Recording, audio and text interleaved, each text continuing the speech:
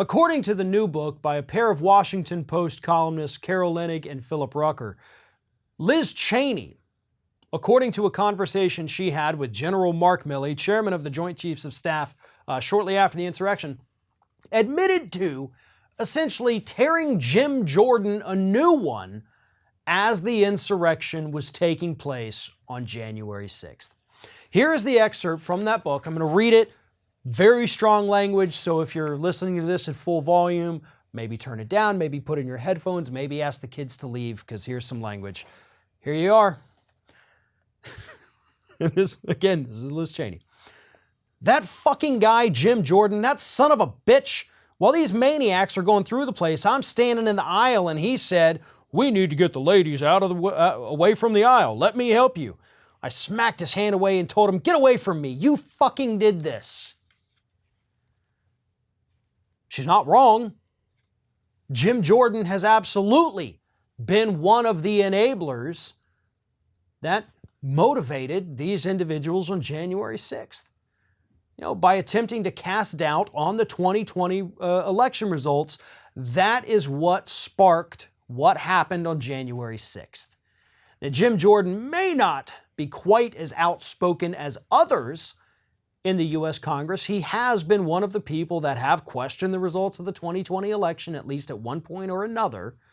So yes, Liz Cheney was right to smack his hand away and tell him that you did this. And while I personally disagree with just about every single thing Liz Cheney stands for, she does deserve credit for this, right? But that's about where the credit ends. The issue here is that it's not just Jim Jordan. It's not just your Matt Gaetzes. It's not just your Taylor Greens or your Boeberts. There are far too many members of Congress and the Senate that have pushed the big lie, that have questioned the results of the 2020 election, and so far, not a single one of them has had any kind of comeuppance for their actions. Voting to not certify certain states' electoral college results. Nothing has happened to these people.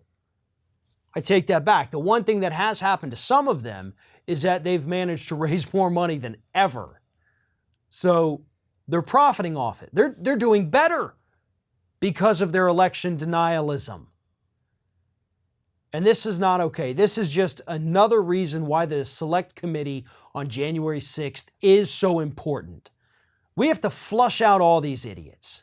Every one of them. The Jim Jordans, the Mo Brooks, anyone in there that has pushed the false narrative that the election was stolen. These people need to be exposed. And the public needs to be reminded of their names every possible opportunity. Jim Jordan deserves what Liz Cheney did to him, probably deserved a far harsher statement from Liz Cheney. But at least even she understands the role that her party played in convincing those crazy people that the election was stolen. If you can't get enough Ring of Fire, we encourage everyone to subscribe to our channel for fresh video content 7 days a week. And for even more from me, you can follow me on all social media outlets, Twitter, Facebook, and Instagram at Fair and Balanced.